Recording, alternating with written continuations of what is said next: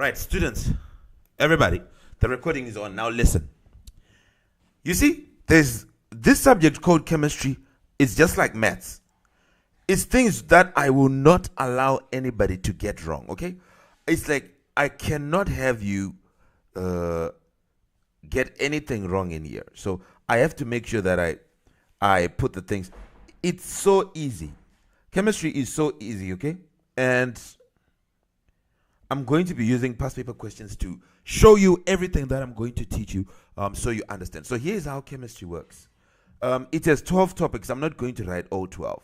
For you to say you're done with chemistry, you have to know 12 topics. And I want to do heavy topics, okay? I'm going to be focusing mostly on heavy ones, okay?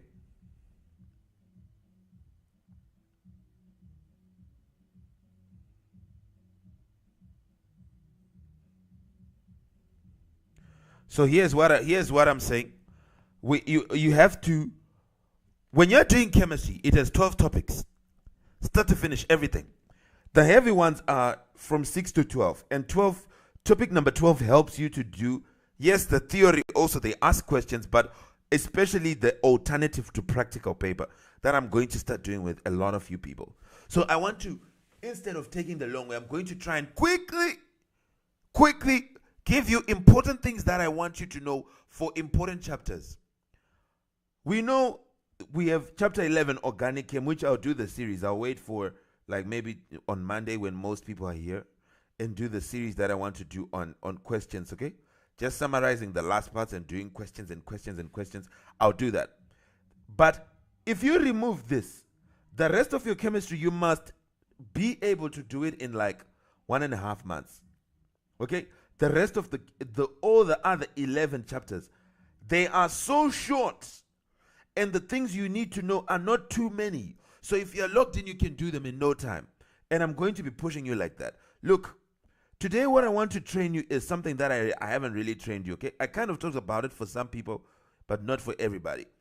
It's called chemical energetics. So what I'm going to teach you first is the types of questions you get in an exam. I'm going to teach you important things you need to know about each chapter, and we do questions. So I've got some past paper questions from 2025 to prove what I'm about to teach you. I've got past paper questions from 2025 to prove, and that we're going to solve together and get the answers together. So let me quickly explain. Listen closely to what I'm explaining, and the important parts that if you know, you can be able to solve any question. Right. In chemistry, there is something that is very important that we always want to know. Remember that in chemistry, we are doing reactions. This subject is all about reactions. We'll be doing different types of things. How do they react, their properties? Chapter 11, which is the hardest, so they say, is about organic chem, which is carbon, and how carbon reacts, you know, those reactions that I showed you, which you have to keep revising. I'll keep revising with you when I'm doing past paper questions. But when you get to this chapter, what we want to know is we want to understand the energy transfer in a reaction. How has energy been transferred? When a reaction happens, there are two things that we analyze. Listen closely, okay? Listen very, very close. Let's do questions very fast, and I want you to do exactly. Inside here will be your reactants. So we can say this is the reaction. It's going on inside here. That's where you have your reactants, whatever they are reacting in here. Then the container and the outside, we call it, so the container and the outside, we call it the surroundings. Both the container and the air around it, we call it the surroundings. So when we are in this chapter, we are analyzing one thing. We want to be able to calculate. Listen, every chapter in chem, it starts with definitions, explanations, but there is somewhere where it will be taking you. So when you do a chapter in chem, you don't stay on definitions and feel good. You don't feel good because you now know how to define an acid and a base. No. you should always try to find out, why did they tell me all this? What do they want me to understand at the end of the day? What type of reactions would they want me to understand? So for here, it's definitions and whatever. We teach you the reaction and the surroundings, and we teach you some things that I'm going to teach you. But at the end of the day, we want to find out, when this reaction of yours happened, number one, did energy go in from the outside? In other words, did you supply a source of heat for this reaction to happen? Did energy go in, or did energy go out?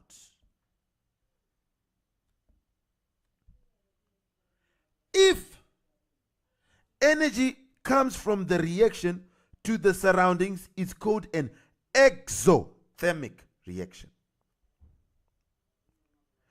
If it comes from the reaction to the surroundings, it's called an exothermic. Sorry, something was disturbing me here. It's called an exo. Exo is to exit, obviously. So for exothermic, it is going outside. And I'll show you what is important. That's just okay. We don't. So exothermic, let me copy it and paste it real quick. I'm going to copy it and paste. Okay. Okay, so I'm going to copy and paste. Let me do this. Paste. Okay. Right. If you have a source, a heat source, which you supply to bring energy into the reaction, this is called endo. It enters. Endothermic reaction. That means heat, which is representing energy, thermal energy. That means energy has come from the surroundings to your reaction. When you have an exothermic reaction, energy comes from the reaction to the surroundings. This is an exothermic reaction. So the reaction, which is exothermic, we don't like it. Energy is being lost. It loses energy. An endothermic reaction gains energy. If you want to know this is an exothermic reaction, when you get close to it, you feel heat. It means this reaction is releasing heat. Heat is exiting. So it's called an exothermic reaction. Exothermic reaction.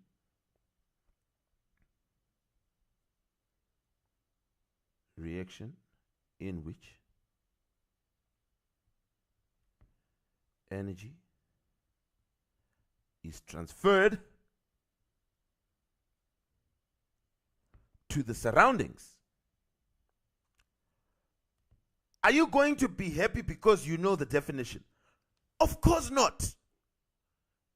The definition is never the main idea. There is a main idea, so keep going.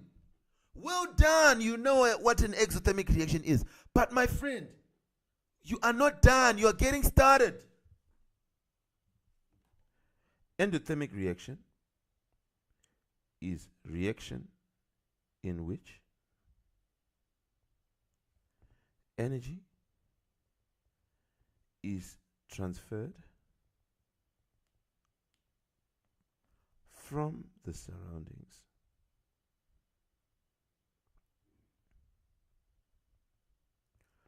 to the reaction.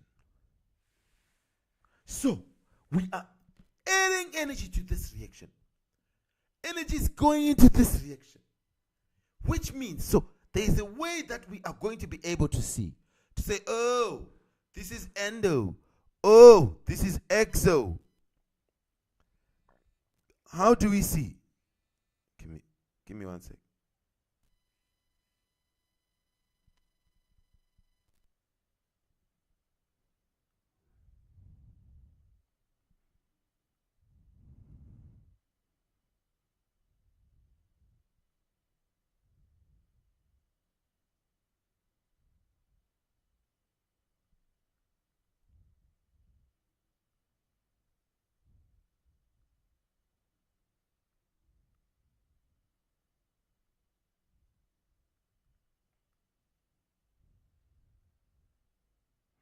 Okay. What was I saying? I was saying there is a way for us to see. Okay, so now that you know, you only know one thing. Don't celebrate. Come on. I'm happy you know the definitions and you understand exo, exit. Heat is going out, okay, of this reaction. Endo, entering. Heat is getting into this reaction. We say the transfer of energy. We don't use the word heat, but I'm telling you what will be happening in reality. But we use the word energy, thermal energy. Now, so don't use the word heat. I don't want to see you write that word. Now, what you should know is that when you analyze them, there is a graph which is going to be drawn, which we are going to work with. And it is the graph which explains everything. Okay? Here we have an endothermic reaction, which means the reaction is gaining thermal energy from the surroundings. So when the reactants start, they'll be having energy like this. Then it goes up to the top of the mountain. Then the products will be up here. So these are reactants. And these are products. And in here, this will be energy. Then this will be time. So this is the second thing you are knowing. The first thing you know is the definition. What is endothermic, exothermic? The second thing you got to know is the diagram. This diagram. Energy profile diagram. For endothermic and for exo. For endo, it's gaining energy. So the products will have more than the reactants had. So products are high. Reactants are lower. Because this reaction gained. It gained. It's endo. Energy is transferred to the reaction. So the products will have more. Because as the reaction was happening, energy was getting there. Am I being heard? So now, when you show this energy change, these are things that you're supposed to know. Look closely. From react, I don't care. Okay, maybe before I explain the other part, before I explain it, let me show you the second one. Here's the second one. Then I'll explain to you what I wanted to say. This is the energy profile diagram for an exo. Right, so this exo, is it a good man? No. Is it a good reaction? No. Why is it not a good reaction? It loses heat. It loses energy. It loses. So when the reaction finishes, there is now less energy. Because energy has been lost. So when you start like this, the reactants have a lot. And we always need to first go from reactants to the top of the mountain.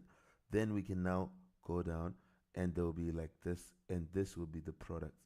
Products, oh, you have less energy. Yes, this is energy here in kilojoules.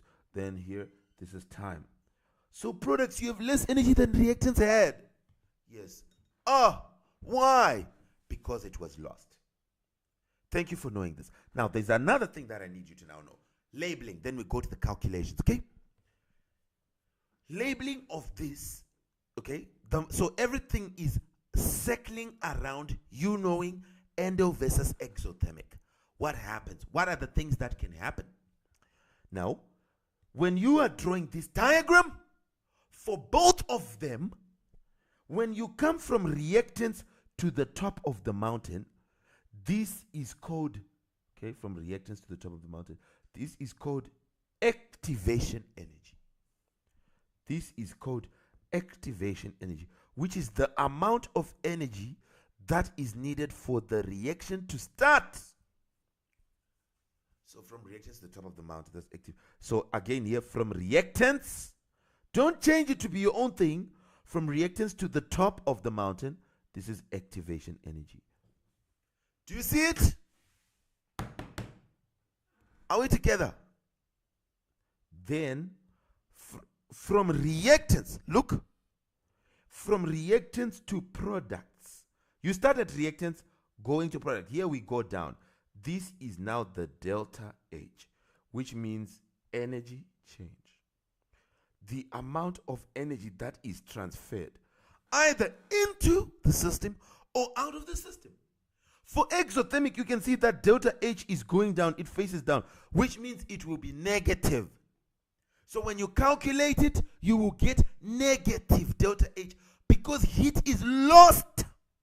We did not increase energy. We lost. We are unhappy. We lost energy. So that delta H is going to be negative. But you are seeing that it's from reactants to products.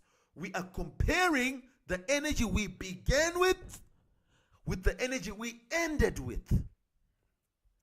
So when we come here, we do also delta H. It's from reactants to products. But here it's going up from reactants to product. And that's your delta H. And it will be positive. In here, the delta H will be negative. Anyone with a question? Are you seeing this? Yes. Ask the question.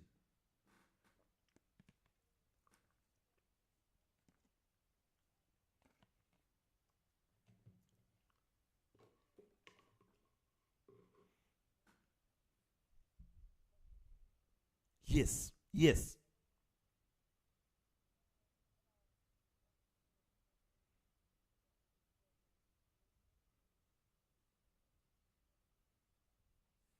Yes, you can make it stand. Yes, because time is moving. Yes, you should make it stand. It's good. Because time is moving, yeah. So there's no straight lines, eh? But here it can go down a little bit straight like that. It's okay. It's not too bad. Yes, you can make it a little bit like that. These are called, you should search to say energy profile diagrams. Okay?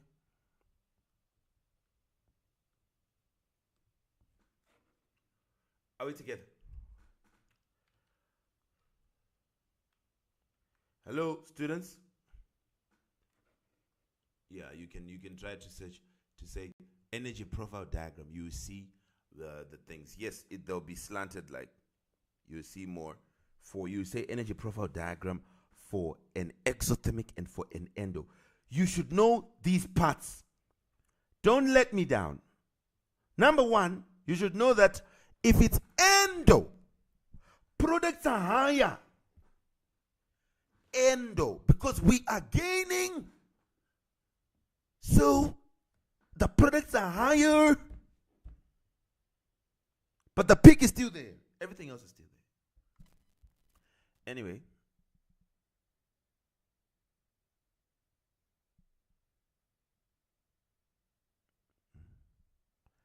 Give me 1 second.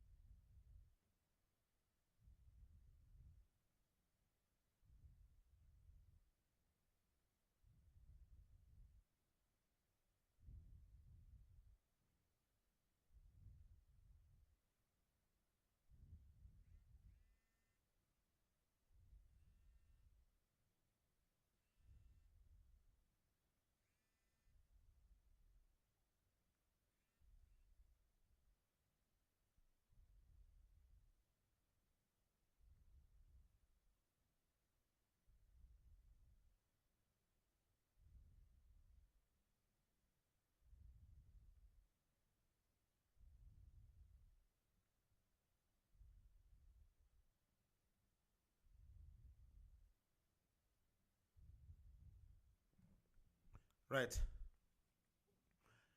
Let's now go to the calculations. Anyway, I've said my part. Let me just make sure you've heard me. Here are the problems. Here is where we have problems. Listen to where we have. I need to tell you so that you don't get surprised. Where we have problems is people forget, number one, I said, remember, products are higher for endo. That's so easy. Everyone here knows endo, we are gaining, so the products should have more. Because as the reaction was happening, you were increasing in energy. So the products will have more than the reactants, than when you started. That's easy. But first you must have that peak. Don't remove the peak. You should have the peak for activation energy. Then your activation energy is from reactants to the peak. That's activation energy. From reactants to products, that's delta H. From reactants to the peak, that's activation energy. From reactants to products, that's delta H. For exo, it will be negative, your delta H, when you calculate it, because it's facing downwards. Because the products will have less energy than reactants, because this reaction was busy losing energy during the reaction. All right, so these are just definitions and diagrams, nothing here. There is nothing we have done. Let's go to what always comes, okay? And this has been coming so much. I know you do past papers when I'm pushing you towards that, so you see it a lot. I'm going to move through a lot of these topics because there's really nothing in them. So let me say this, okay? Listen. The whole of energy, of chemical energetics, is about something which we call bond energy calculations. Are you listening to me? What is it about? Bond energy calculations. We are going to be using bond energy to find delta H, which is the energy that was transferred. We are going to be using the energy in bonds to see how much energy was transferred. So if you have a hydrogen-chlorine bond, we are going to try and use it to know how much energy was transferred into the reaction if it's endothermic, or out of the reaction if it's exothermic. Right. So here's what you must know. Listen. Energy is required to break bonds. Okay? It is, you can even put required in capital. Or you say invested. We need to invest energy to break bonds in reactants. So when we are on reactant side, we need energy to break those bonds.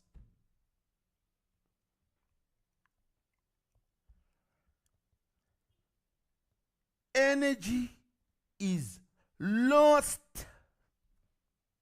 or released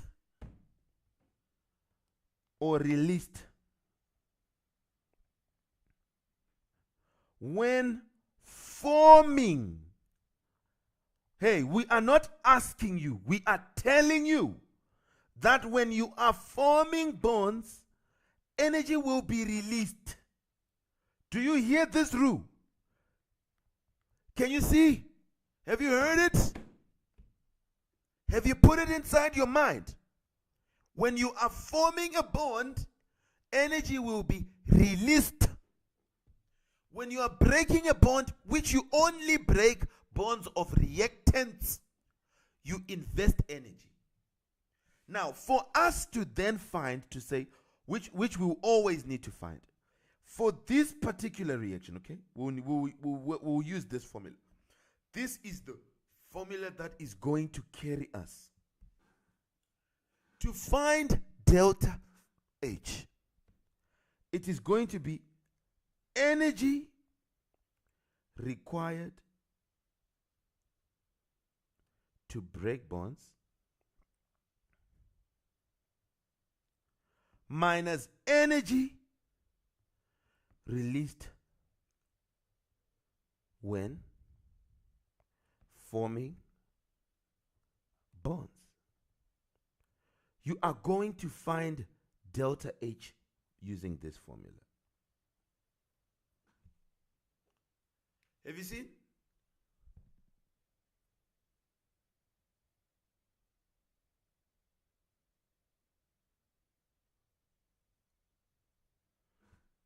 Have you seen?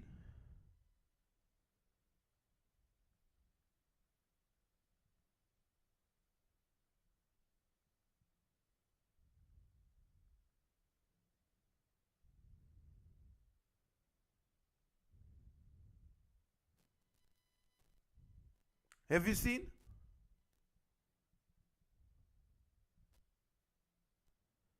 Students,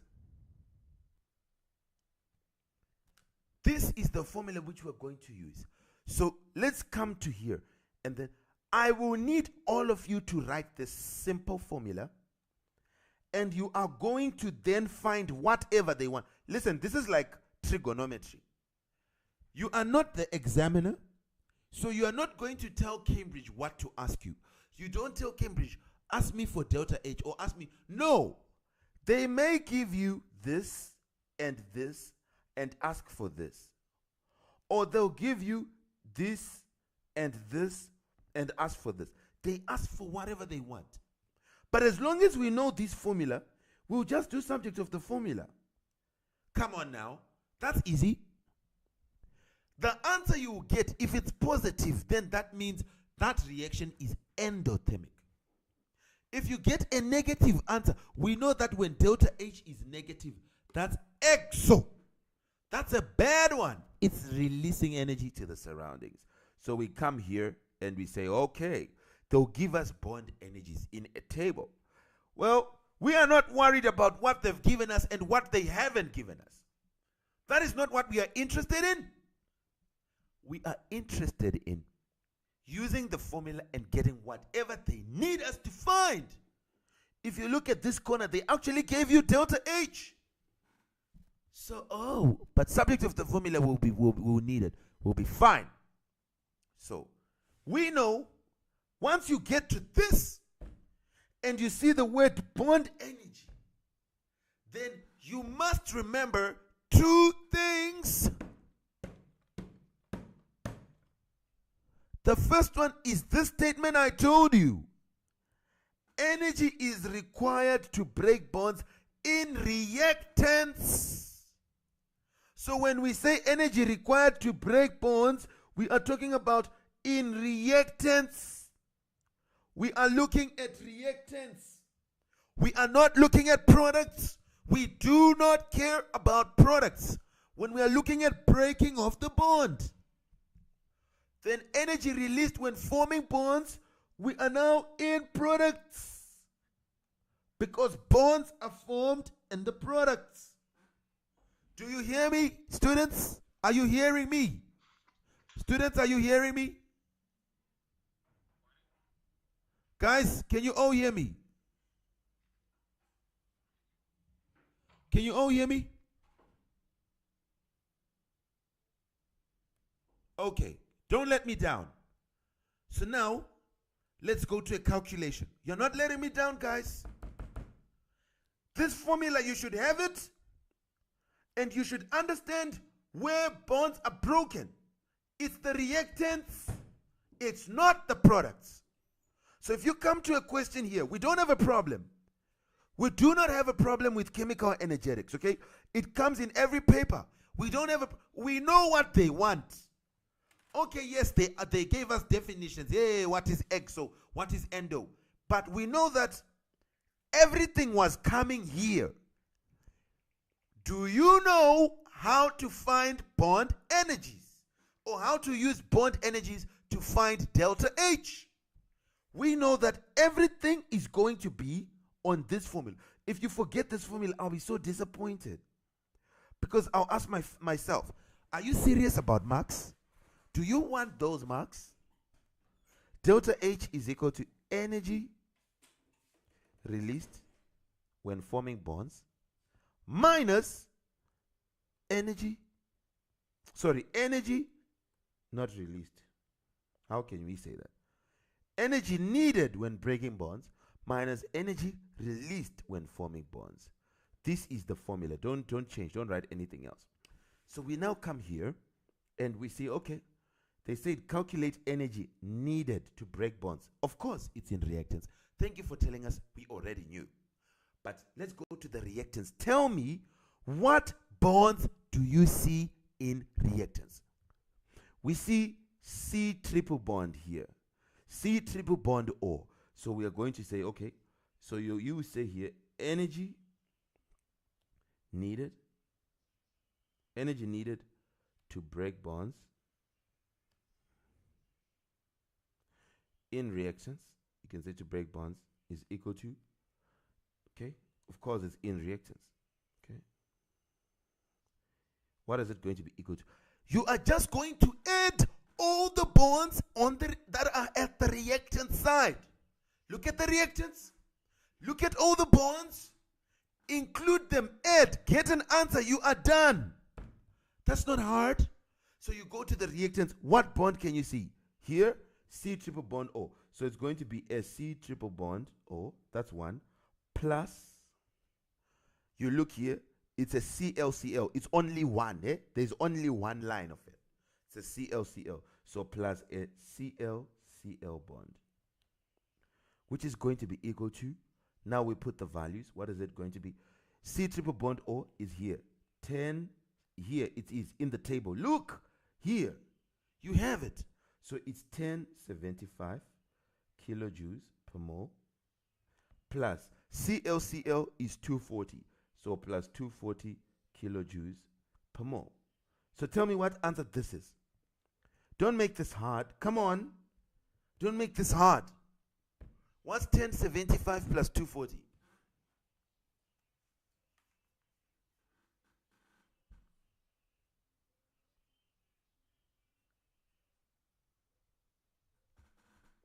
$1,000 what? Then now you just say kilojoules. So it's 1315 kilojoules. Okay? Then you say, bring it on. Give me the next one. Okay? Bring it on. You say, bring it on. You come to the next one. Energy released. What releases is the products. So we are now focusing on the products. We are not interested in the reactants right now. Reactants, thank you for your time. You are dismissed. We are focusing on products only. So the only bonds that I want to see here will be at the product side. So you're going to say now, energy released. It is the products that release it when they are forming bonds. Energy released when forming bonds. Okay. This is equal to, we come here. What bond can I see? I see a chlorine to Cl, and it is there again here, the same bond, chlorine to Cl. So chlorine to Cl, this line, then chlorine to Cl, this other line. There are two separate lines. So why would you count it as one? Can't you see there are two? There are two of them. So it is 2 of chlorine, carbon to chlorine, okay? Carbon to chlorine, okay? 2 of carbon to chlorine.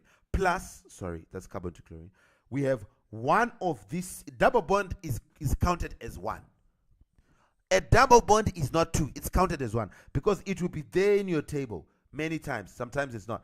You'd have to find it. So here is the C double bond O. It's just 1 of it. So you say plus a C double bond O. These are the things. This will give you the energy released. What is that going to be? This is going to be equal to 2 of CCl. What is CCl? Where is that bond? It's here. It's 240. So it's 2 by 240. No, it's 340 rather. Here, CCl. Don't do ClCl. Don't make a mistake like I almost did. It's 340.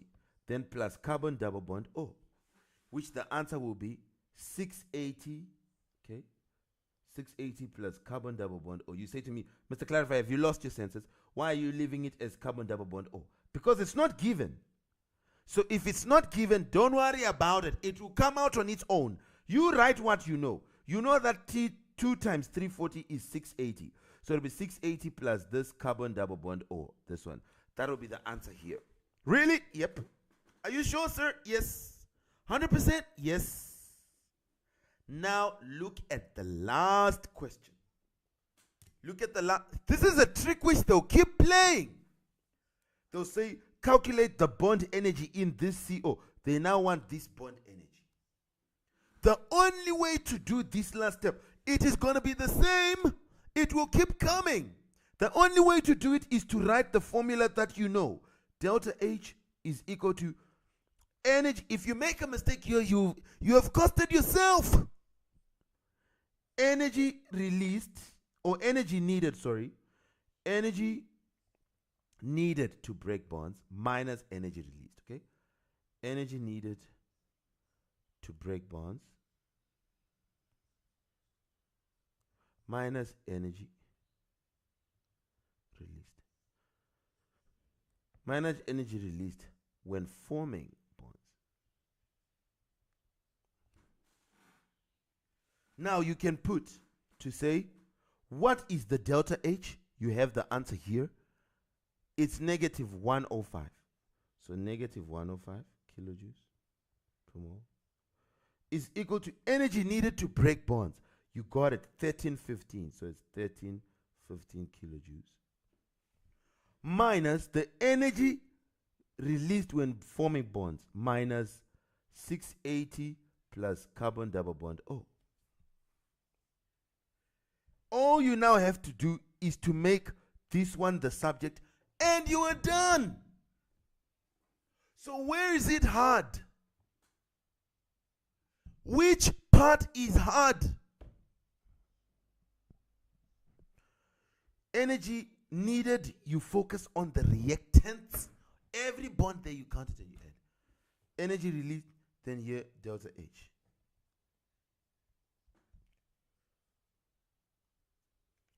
So here, negative 105 kilojoules per mole is equal to 1315 kilojoules. Then here minus, affect 680, it becomes minus 680. Then you say minus of C double bond O, so you say minus C double bond O. Now all you have to do is take this one to the other side to make it positive, then take 105 to the other side. So it would be now C double bond O is now positive, the bond. It is equal to 1315 was already there, this one, minus 680. Then plus this 105, it was negative, it goes that says plus 105. Yes, what is it?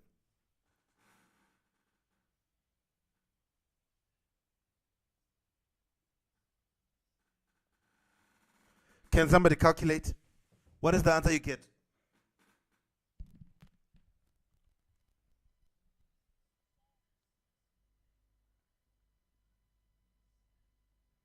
Yes. Yes.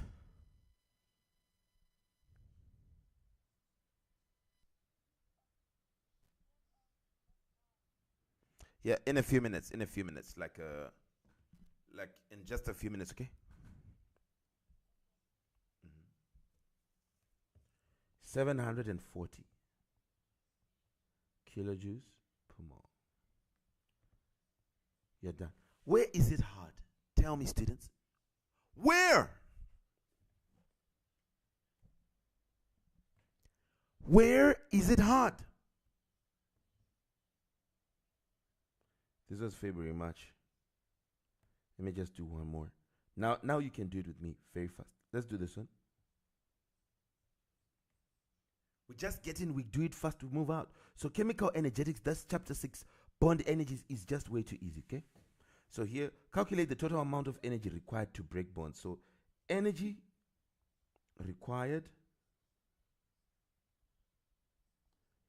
to break bonds is equal to, we see which bonds are there in reactants.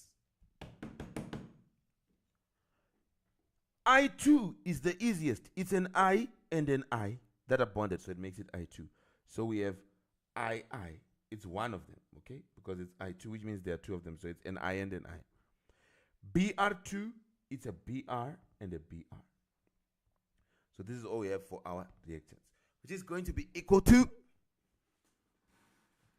I for I, that is 150 kilojoules per mole. Okay, in your table, it's 150 I bond. Okay, the I to I bond. Then Br to Br bond is 193.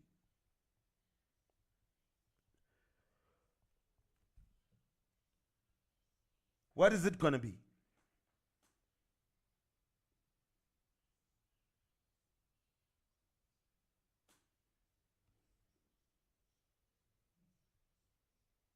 $243?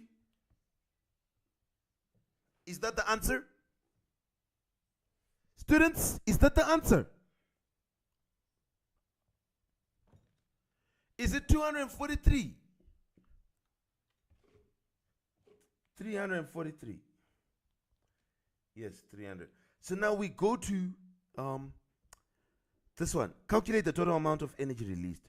So total energy released is equal to total energy released is equal to, look at the bonds. Look at the bonds. So these two now, which is in front, means you have two of that type of bond. Okay, this two which is in front, you have IBR, two of them, so it's going to be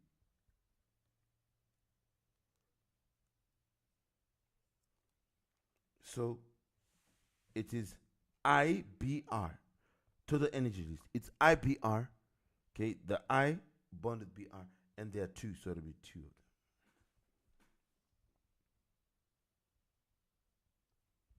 Which is equal to, do we have IBR? There we have, it's 175. So it is equal to 2 by 175. Okay.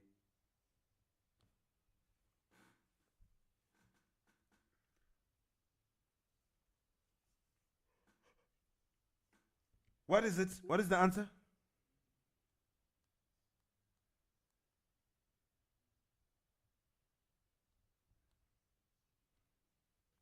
What is it, students? 2 by 175. What do you get?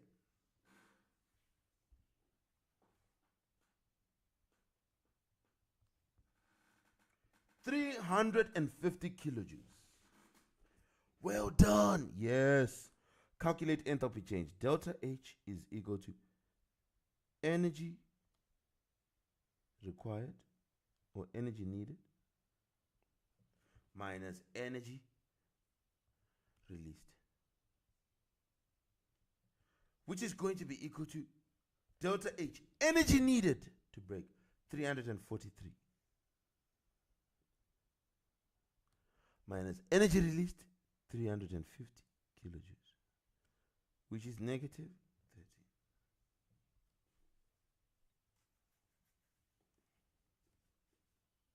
Negative 70.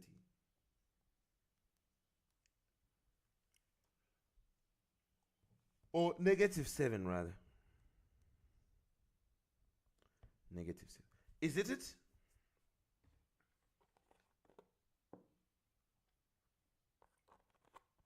This formula, you need it in step 3, no matter what they are looking for. If you forget it, then we have a disaster. Are we together?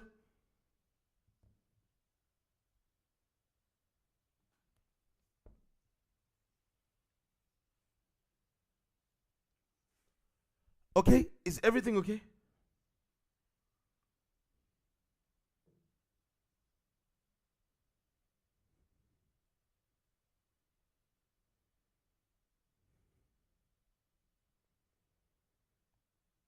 Can you all see this one?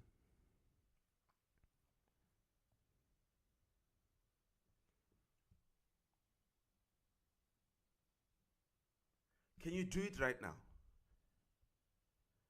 as an exercise and submit then a mark?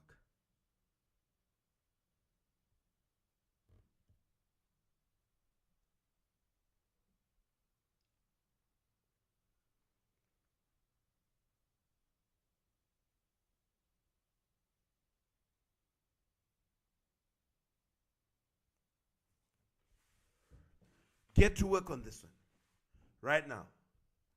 Everybody.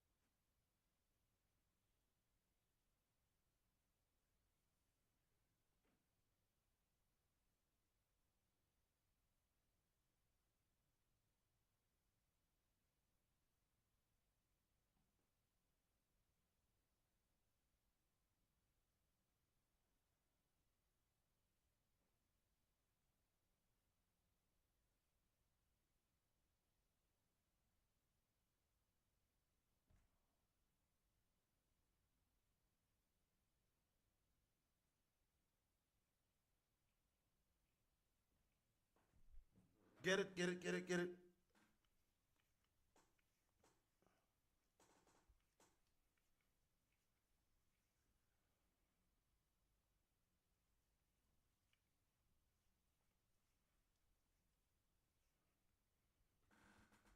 Have you done it? Find part A, B, and C.